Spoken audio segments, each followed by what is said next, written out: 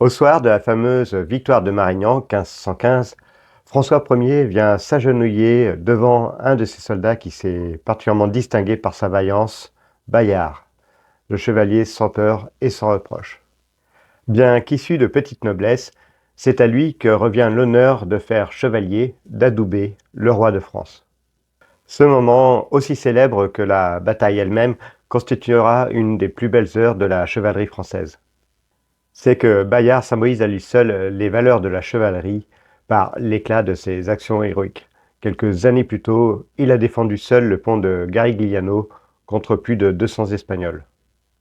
Poursuivant ses hauts faits militaires, Bayard continuera de se battre contre les troupes de Charles Quint, mais il sera finalement mortellement blessé le 30 avril 1524, alors qu'il protège le retrait des Français. Le chevalier s'écroule, frappé dans le dos par un tir d'arquebuse qui a transpercé son armure. Tandis qu'il agonise, Charles III Bourbon, qui a trahi François Ier pour les Espagnols, s'apitoie sur le sort du chevalier français. J'ai grand pitié de vous voir dans cet état, vous qui avez été un si vertueux chevalier. Bayard trouve encore la force de répondre ces quelques mots.